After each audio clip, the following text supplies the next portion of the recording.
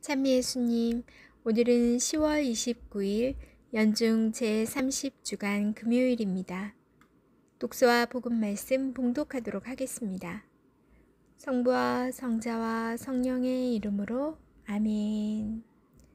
제일 독서입니다. 사도 바오로의 로마서 말씀입니다.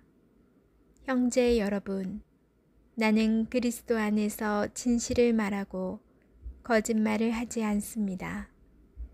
나의 양심도 성령 안에서 증언해 줍니다. 그것은 커다란 슬픔과 끊임없는 아픔이 내 마음속에 자리 잡고 있다는 것입니다. 사실 육으로는 내 혈족인 동포들을 위해서라면 나 자신이 저주를 받아 그리스도에게서 떨어져 나가기라도 했으면 하는 심정입니다.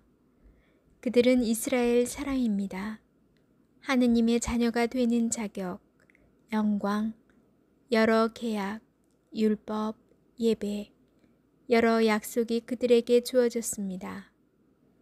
그들은 조상들의 후손이며 그리스도께서도 육으로는 바로 그들에게서 태어나셨습니다. 그분은 만물 위에 계시는 하느님으로서 영원히 찬미 받으실 분이십니다. 아멘. 주님의 말씀입니다. 하느님, 감사합니다. 복음 말씀입니다. 루카가 전한 거룩한 복음입니다. 예수님께서 어느 안식일에 바리사이들의 지도자 가운데 한 사람의 집에 가시어 음식을 잡수실 때일이다.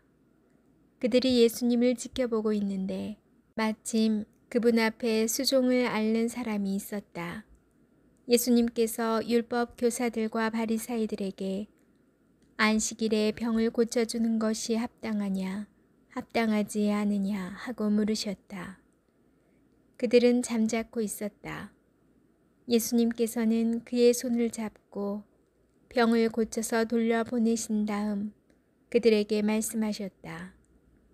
너희 가운데 누가 아들이나 소가 우물에 빠지면 안식일일지라도 바로 끌어내지 않겠느냐. 그들은 이 말씀에 아무 대답도 하지 못하였다. 주님의 말씀입니다. 그리스도님, 찬미합니다. 잠시 묵상하겠습니다. 월요일에 이어 다시 안식일이 문제가 됩니다. 오늘 복음에서 예수님께서는 바리사이들의 지도자 가운데 한 사람의 집에서 음식을 잡수셨습니다. 그런데 복음은 시작과 함께 두 가지 낯선 설정을 제시합니다. 먼저 그 자리에 있던 율법 교사와 바리사이들의 행동이 묘사되는데 그들은 예수님을 식사에 초대하고 식사를 같이 하는 것이 아니라 예수님을 지켜보았습니다.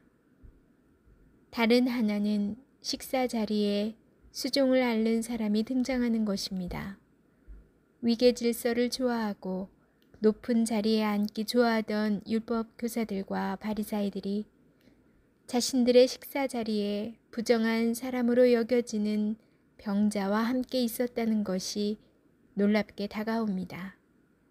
게다가 그날은 주중의 다른 식사와는 구분되는 안식일의 식사 자리였습니다. 이 두 가지 설정은 예수님을 함정에 빠뜨리고자 하는 바리사이들의 모습을 보여줍니다. 이러한 그들에게 예수님께서는 안식일의 병을 고쳐주는 것이 합당하냐, 합당하지 않으냐 하고 질문하시며 그들의 계략을 무력하게 만드십니다. 비록 그들의 침묵으로 이야기는 마무리되었지만 율법 교사들과 바리사이들이 안식일이라는 주님의 거룩한 날과 수종을 앓고 있는 병자를 예수님을 올가매려는 도구로 삼는 모습이 참으로 무섭게 다가옵니다. 안식일이 지닌 참된 의미는 보지 못한 채 병자가 겪고 있는 고통은 생각하지 않은 채 하느님의 계명과 고통받는 이웃을 수단으로 삼고 있는 그들의 폭력성은 끔찍하기만 합니다. 그러므로 우리도 기억해야 하겠습니다.